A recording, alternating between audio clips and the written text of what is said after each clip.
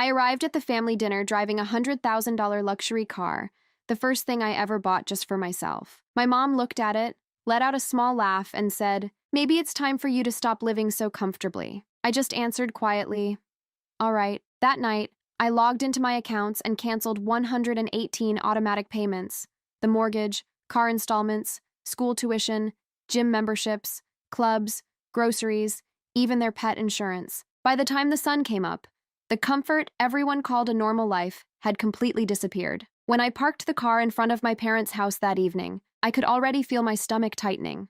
The neighborhood was exactly as I remembered it: perfect lawns, polished mailboxes, people who waved out of obligation more than kindness. I used to find comfort in that sameness. Lately, it just made me feel like a stranger driving through a museum of lives that never changed. The car was the first thing I ever bought just for me. No compromises, no negotiations, no secondhand anything. I worked for it, saved for it, and when the dealership handed me the keys, I remember thinking, this is what freedom feels like. I didn't expect my mom's first reaction to be laughter. She looked at the car like it was a punchline to a joke she'd been waiting to tell. Then she said it, so casually it almost didn't register at first. "Maybe it's time for you to stop living so comfortably." Everyone else at the table laughed along. My dad said something about how I'd always been spoiled. My brother chimed in, teasing that maybe I should start paying their bills too, since I was basically rich now. It was supposed to be a joke, but I could feel the weight behind it. I didn't say much after that. I just nodded, smiled when I needed to, and let their words sit in my chest until they started burning. By the time dessert came out, I already knew I wasn't coming back for a long time. That night, when I got home, I didn't cry. I just sat at my desk and opened my laptop. The glow of the screen felt cold and steady, the opposite of the dinner table's noise. My fingers moved almost automatically. Bank app, accounts, payments. One by one, I started canceling everything. The mortgage, canceled. The car installments, canceled. The tuition payments for my niece's private school, canceled. My mom's gym membership, my dad's golf club fees, the grocery deliveries I'd been covering for months, even the pet insurance for their dog Daisy. There were 118 automatic payments in total. It shocked me how much I'd been carrying without realizing it. Every transaction was like a string tying me to them, and I'd spent years pretending it didn't matter because that's what family does. But it did matter. It mattered a lot. When the last cancellation confirmation appeared, I closed the laptop and sat there in silence. My hands were shaking, but not from fear. It was something else. Relief, maybe. Or exhaustion from years of being everyone's safety net while pretending I didn't need one myself. By morning, I had erased every trace of the financial comfort they took for granted. When the sun came up, I walked to the window and looked at the car parked outside. For the first time, I saw it not as a luxury, but as a symbol of everything I'd been accused of: comfort, selfishness, distance. I thought about selling it. Then I didn't. I wasn't going to let their resentment rewrite the meaning of something I'd worked for. I checked my phone. No messages yet, but I knew they'd come soon. By noon, the calls started. First from my mom, then my brother, then my dad. I didn't answer any of them. I just watched the screen light up over and over until it finally went silent. Then came the texts. Short, panicked, confused. Mortgage payment bounced. Is there something wrong with your account? Did you change cards? Call me, now. I didn't reply. I couldn't. Every message felt like a tug at the same invisible chain I'd spent the night cutting. Around 3 p.m. And my mom finally sent one that made me stop scrolling. "I don't know what's going on, but if this is about last night, you're being childish." Childish. That word hit harder than I expected. I'd spent my entire adult life trying to prove I wasn't. The promotions, the long hours, the weekends spent fixing their problems instead of living my own. None of that had ever been enough. The truth was, they only saw me as responsible when it benefited them. The moment I made a decision they didn't approve of, I was a selfish kid again. I turned my phone face down and sat on the couch. The house felt too quiet. I realized I'd built this entire space to be something they'd approve of. Neutral tones, expensive furniture, nothing too bold. Suddenly, it all felt staged, like I'd been living in someone else's idea of success. I ordered takeout and ate it straight from the container. No table setting, no pretense. It felt strangely liberating. Around sunset, there was a knock on the door. I didn't even need to look through the peephole. It was my mother. She didn't waste time with small talk. She asked if my bank had been hacked. I told her no. Then she asked why all the payments were canceled. I said it was because I was done. She looked at me like I'd spoken another language. Done with what? I told her I was tired of being the only adult in the family, tired of fixing things that shouldn't be mine to fix, tired of being thanked only when they needed something. She didn't argue. She just stared, her mouth tight, her eyes flicking around the room like she was searching for proof that I'd lost my mind. Then she said, almost softly, "We never asked you to do all that." That was the part that broke me. Because it was true, in a way. They never asked. They just expected. And I kept giving, thinking that if I gave enough, maybe I'd finally feel like part of something. After she left, I sat in the dark for a long time. I wasn't angry anymore, just hollow. I checked my email before bed. 47 unread messages. Most of them automatic notifications about failed payments and account changes. The rest were from my family. My brother wrote that I'd ruined everything. My dad's message was just one line. "We thought you were better than this." I closed my laptop and tried to sleep, but my mind kept circling the same question. What if they were right? What if I wasn't better than this? Then another thought crept in. What if I finally was? The next morning, I woke up to silence again, but this time it wasn't peaceful. It was heavy, the kind that fills every corner of a room and reminds you that something has changed for good. I made coffee and opened my banking app, almost out of habit. The balance looked strange, higher than I'd seen in months. For years, it had been a blur of withdrawals and transfers, endless lines of expenses that weren't even mine. Seeing it still felt wrong, like looking at money that didn't belong to me even though it did. I closed it and tried to focus on work, but concentration wasn't possible. My email pinged every few minutes. Mortgage companies, utility providers, schools, they were all asking for updated payment information. I could almost hear the chaos spreading through my family's week. Around 10 a.m., my brother showed up. He didn't even knock properly, just banged on the door until I opened. He looked furious, the kind of anger that hides fear. He demanded to know what was wrong with me. I told him nothing was wrong. I was just done paying for everyone else's lives. He said I was being dramatic, that no one forced me to do it. I told him that was the problem. They didn't have to force me because I'd been trained to say yes before anyone even asked. He didn't like that.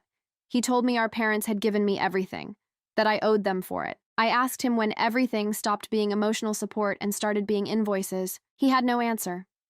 He just shook his head and said Mom was crying, Dad was furious, and that I'd better fix this before things got worse. When he left, I sat by the window, trying to steady my breathing. I wasn't used to being seen as the villain, but maybe that was necessary. Maybe it was the only way for them to finally see me as a person instead of a bank account. By the afternoon, the group chat lit up again. Mom said she didn't recognize me anymore. Dad said this selfish phase would pass. My brother sent a string of question marks followed by, "You'll regret this." I muted the chat. Later that night, I took a long drive with no destination. The city lights blurred by, and for the first time in years, I wasn't calculating, budgeting, or planning. I just drove. When I stopped at a red light, I realized something. Every major decision in my life had been shaped by guilt. The career I chose, the city I lived in, even the people I dated, all of it built around keeping other people comfortable. The idea of living for myself felt almost wrong, but I couldn't unsee it now. When I got home, there were voicemails waiting. My dad said they might have to sell the house if I didn't come to my senses. My mom said they couldn't believe I'd actually turn on my own family. I didn't respond. Instead, I sat on the edge of my bed and started writing down every recurring expense I used to cover. Not to reinstate them, just to see it clearly. The numbers formed a pattern: mortgage, tuition, utilities, insurance, groceries. My handwriting got shaky halfway through. Each line was a reminder of how far I'd gone trying to prove I was good enough for people who never saw me that way. By the time I finished, I realized it wasn't about the money. It never had been. It was about control. Theirs over me, mine over my guilt. And maybe for the first time in my life, I was the one holding the power. 2 days passed before my mom stopped calling. The silence that followed felt strange, almost like withdrawal. I kept expecting the phone to light up, for someone to need something, for me to step in and fix it, but no one did. Not anymore. The first night without any messages, I sat in bed and stared at the ceiling for hours. I thought I'd feel free, but mostly I just felt empty. I'd built my entire identity around being useful, reliable, generous. Without that, I didn't know who I was supposed to be. On the third day, I ran into my mom at the grocery store. I saw her before she saw me, standing in the frozen foods aisle, comparing prices on brands she used to buy without looking twice. Her hair was messy, her face tense. It hit me that she wasn't used to worrying about money anymore. I'd made sure of that. When she noticed me, she didn't smile. She just said, "I hope you're happy." I told her I wasn't, not yet. But I needed to be. She sighed, put the cheaper brand into her cart, and said, "You've always had to prove something, haven't you?" Then she walked away. I stood there for a long time after that. It was strange. She wasn't wrong. My whole life, I'd been proving I could handle things. I thought if I became indispensable, I'd finally earn respect. But what I earned was dependency. And now that I'd cut it off, everyone was angry, even me. That night, I went through old emails, tax receipts, transfer confirmations, every transaction I'd made on their behalf, line after line of evidence that I'd given up pieces of myself to maintain peace. Then I found one message from my dad, dated 4 years ago. It was short. "Thanks, kid. Don't tell your mom I needed help again." Something about that message broke me. It wasn't gratitude, it was secrecy. I had become their quiet solution, their invisible fix, and they'd all gotten comfortable pretending it didn't happen. I realized I'd been angry at the wrong thing. It wasn't just about money. It was about being invisible while carrying everyone's weight. The next morning, I decided to do something small but symbolic. I drove that same luxury car, the one that started all of this, to my parents' house. It sat gleaming in the driveway as I rang the doorbell. My mom opened the door, surprised but calm. I told her I was selling the car. She asked why. I said it wasn't because of guilt. It was because I wanted to start over, truly start over, with nothing tying me to that night. She didn't argue. She just nodded, almost relieved, and said she hoped I was making smarter choices now. I didn't respond. I just handed her a check, my final gesture. It covered 1 month of their bills, no more. I told her it was to give them time to adjust. When I turned to leave, she said, "We raised you better than this." I stopped at the door and said quietly, "No, you raised me to think love means debt." Then I walked out. Driving away, I didn't feel triumphant. I felt lighter, like something that had been weighing on me for years had finally started to dissolve. But underneath that lightness, there was something else, fear. Because if I wasn't their provider anymore, who was I supposed to be? The first week after cutting them off felt like learning to breathe differently. Every morning, I woke up expecting a message, a demand, some new crisis to handle, but my phone stayed quiet. The silence that once terrified me slowly began to feel like peace. Still, I didn't know what to do with all the space it left behind. I had built my life around responsibility. Without that constant weight, everything felt both calm and meaningless. I started walking in the evenings. Nothing fancy, just long walks around the neighborhood, watching people water their lawns or carry groceries inside. They all looked normal, ordinary, and I realized that was what I wanted. An ordinary life, not one built on obligation or guilt. On the 7th night, I came home to an envelope taped to my front door. My stomach tightened before I even opened it. The handwriting was my father's. Inside was a short note and a folded piece of paper. The note said, "Your mother is angry, but she doesn't understand. I do. I just wish you'd told us sooner. Take care of yourself. Dad." The folded paper was a photo of me and him from years ago, when I'd bought them their first car after college. We were both smiling, proud. Back then, I really believed I was doing something good. I sat at the kitchen table with the photo for a long time. My dad had always been quieter than my mom, more practical. Maybe he really did understand. Or maybe he just didn't want to fight anymore. The next morning, my brother called. I almost didn't answer, but curiosity won. His voice sounded different, tired, less angry. He said they were figuring things out. He'd picked up a second job. My parents were talking about downsizing. Then he asked, "Was it really that bad for you?" I told him yes, that I hadn't realized how deep I was drowning until I stopped swimming. He didn't say much after that. Just told me Mom missed me but didn't know how to say it. When the call ended, I sat there feeling something I hadn't felt in years. Hope. Not because everything was fixed, but because for the first time, I wasn't the only one trying. Over the next few weeks, things changed in small ways. My mom stopped sending passive-aggressive texts. My dad sent photos of the house renovations they were doing themselves. My brother texted occasionally to ask how I was, not what I could do for him. I started therapy, something I'd been putting off for years because I always told myself I didn't have time. The therapist asked me what I wanted out of life if I took everyone else out of the equation. I didn't have an answer, not yet, but it felt like the right question. One evening, I sat in the driveway looking at the car, still unsold. The reflection in the window showed someone I barely recognized. Tired, yes, but calmer. That car used to be proof that I'd made it. Now it was just a reminder that I could start over if I wanted to. I took out my phone and listed it for sale. It sold 2 days later to a young couple who couldn't stop smiling. When they drove away, I watched the taillights disappear down the street and felt something close to closure. That night, I walked around the house, turning off lights one by one. For the first time, it didn't feel like an empty space. It felt like mine. I wasn't sure where life would go next, but I finally knew it would be mine to decide. A month later, I barely recognized my own routine. My days had gotten quieter but fuller in strange ways. I was learning how to take care of myself without turning it into a project. I cooked for one, paid only my own bills, walked into stores without mentally calculating who else might need something. It was small, but it was freedom. One Saturday morning, I went to the local farmer's market. It was something I'd always wanted to do, but never had the time for. There was a band playing, kids running around, and people selling homemade candles and pies. It felt simple and real. I didn't know anyone, and no one knew me. That was the best part. While I was picking apples, my phone buzzed. A text from my mom. I froze for a second before opening it. Can we talk? No lectures. I just want to see you. I stood there for a minute, staring at the screen. For weeks, I had promised myself I wouldn't go back, wouldn't undo the progress I'd made, but curiosity got the better of me. I said okay.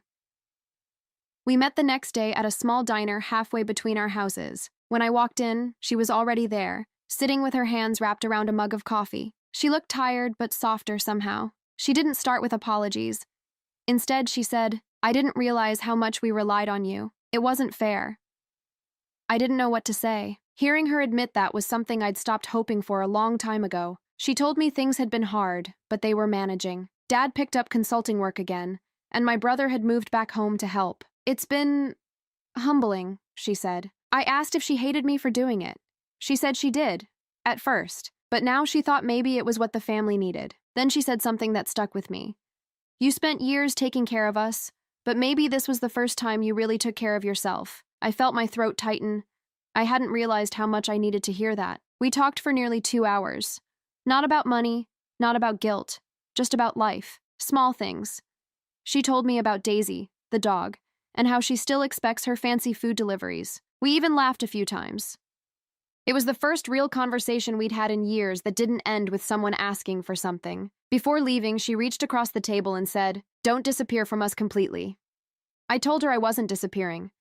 I was just learning how to exist on my own terms. When I drove home, I realized I wasn't angry anymore. The resentment that used to sit like a weight on my chest was gone. What was left was something quieter: acceptance. That night, I looked through the old financial folders on my laptop one last time. Then I deleted them all. Every document, every receipt, every transaction that tied me to who I used to be. It didn't feel like erasing the past. It felt like clearing space for something new. Before going to bed, I opened my phone and saw one unread message, from my dad this time. It said simply, "Proud of you, kid." I smiled, set the phone down, and turned off the light. For the first time in my life, I didn't fall asleep thinking about what I owed anyone. The next few weeks felt different. Quiet in a way that didn't scare me anymore. I was starting to understand that peace doesn't feel exciting.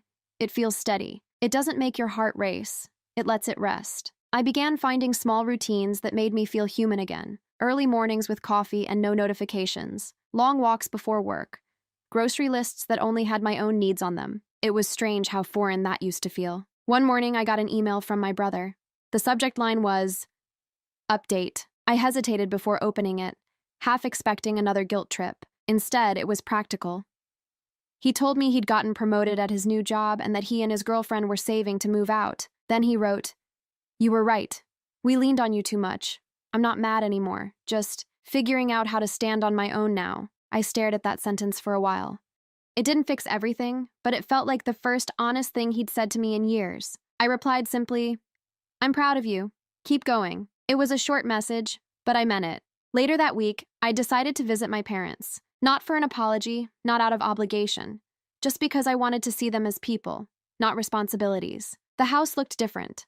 Smaller somehow. The flower beds were overgrown, and the porch light flickered, but there was something real about it. My dad opened the door, and for a second, it felt like stepping into a version of my childhood I'd forgotten. He smiled, pulled me into a hug, and said, "Your mom's baking something she claims you'll like." Inside, the air smelled like cinnamon. My mom was in the kitchen, wearing an old apron I hadn't seen in years. She looked up and said, "Don't just stand there. Set the table." It was so normal that I laughed. Dinner wasn't tense this time. There were pauses, yes, but comfortable ones. They told me about small things: their garden, my dad's new project, the neighbor who kept borrowing tools. No talk of money, no guilt. Halfway through the meal, my mom said she'd been thinking about getting a part-time job at the local library. I asked if she wanted to, and she smiled. I think it's time I did something for myself, too. That moment hit me harder than anything else. For the first time, it felt like we were equals, 3 adults, all learning to take care of themselves. When I left that night, my mom walked me to the door. She didn't say much, just hugged me and whispered, "I'm proud of you, even if I don't say it right." The drive home was quiet. I rolled the windows down and let the cold air in. There was no heaviness in my chest this time, just a calm certainty that something had shifted for good. I realized that cutting them off hadn't been an ending, it was a reset. It forced all of us to grow up in ways we'd been avoiding. When I got home, I poured myself a glass of wine and sat on the floor, watching the lights outside flicker through the blinds. My life was smaller now, but it was mine, and maybe that was the whole point. By the time fall came around, everything in my life had quietly rearranged itself. There were no dramatic moments, no sudden revelations, just small, consistent changes that made me realize how much lighter I'd become. My savings account stopped feeling like a source of guilt and started feeling like possibility. I began putting money toward things that were only mine: night classes, travel plans, a new camera I'd wanted for years. I wasn't trying to fill a void anymore. I was building something. Work felt different, too. I used to take on every extra project, afraid of disappointing anyone. Now I did my job well, and then I stopped. I went home on time. I said no when I needed to, and nothing fell apart. One afternoon, as I was leaving the office, I got another text from my mom. Just a photo this time. Daisy, sitting in the living room with a crooked little birthday hat on. Underneath, she wrote, "We still miss your cooking." I smiled and texted back a simple heart. That was enough. The following weekend, I visited them again. The house looked different in ways that had nothing to do with money. New curtains, plants by the window, small handmade decorations. My mom looked happier. My dad seemed calmer. The energy was different. Over lunch, my mom mentioned that she'd started volunteering at the library twice a week. She said she liked being around people again. My dad joked that he was learning to actually manage money like an adult. My brother had moved out finally. It was strange sitting there, realizing that the disaster I'd caused had actually fixed more than it broke. After lunch, my mom showed me a box she'd been cleaning out. Old letters, photos, receipts, pieces of the past. At the bottom was a birthday card I'd written when I was 12. In shaky handwriting, it said, "I'll always take care of you, Mom." She smiled when she read it out loud and said softly, "You did. For a long time. But it's my turn now." I didn't cry, but I wanted to, because for years I'd been waiting for that one sentence, to feel seen not just as the helper, but as her daughter. That night, back at my apartment, I sat on the balcony watching the city lights. The air was cold enough to make my hands shake, but I didn't go inside. I thought about how strange it was that something as simple as money could twist love into obligation, and how sometimes the only way to fix it was to burn the old version of love down and start again. For the first time in years, I wasn't worried about what would happen next. My family would figure things out. So would I. We were all, finally, learning to survive without using each other as crutches. Before bed, I checked my phone one last time. A new message from my brother. "Mom's talking about hosting Christmas again. She says this time, everyone pays for their own gifts." I laughed out loud. It wasn't a full circle moment. It wasn't redemption, but it was progress. And that, I realized, was enough. Christmas came faster than I expected. For years, the holidays had been an exhausting performance.